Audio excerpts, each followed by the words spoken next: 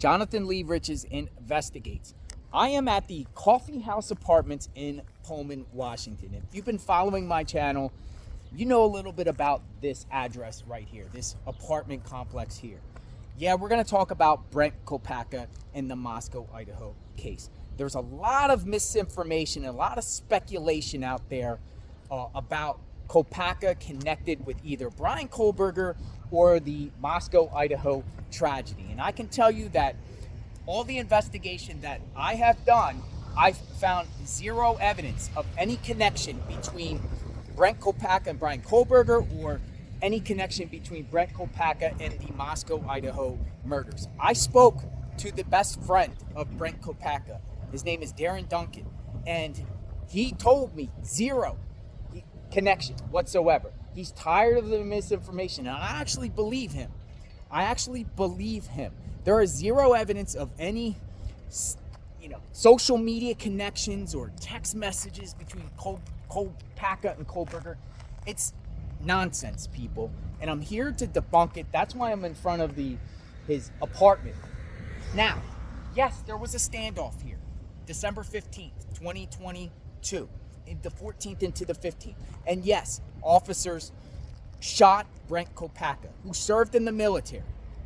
But it doesn't mean that he's involved with the Moscow, Idaho case because of that. That's a whole separate incident. It has nothing to do with the Moscow, Idaho crime. Nothing whatsoever. That case is still under investigation because it's an officer-involved shooting. It takes time, people.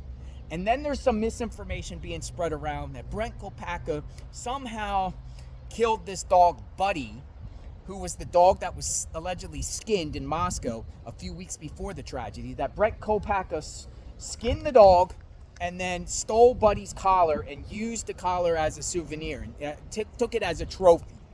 That's a bunch of hogwash, people. That's a bunch of nonsense. That's a bunch of fake news.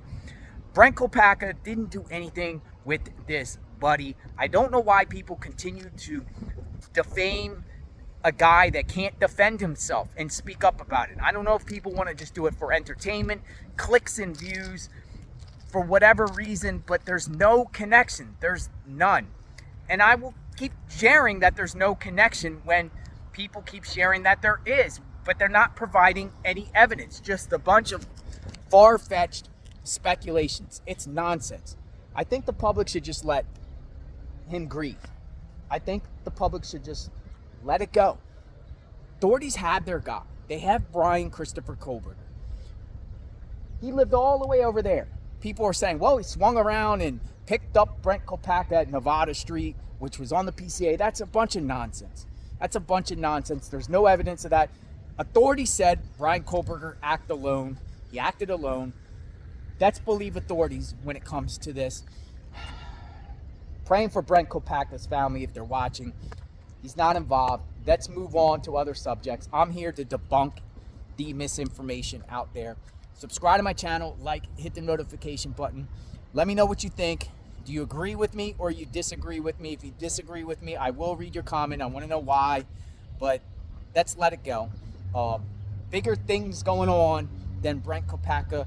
And if you are struggling with mental illness out there, if you served, God bless you and thank you for your service. And there's help out there.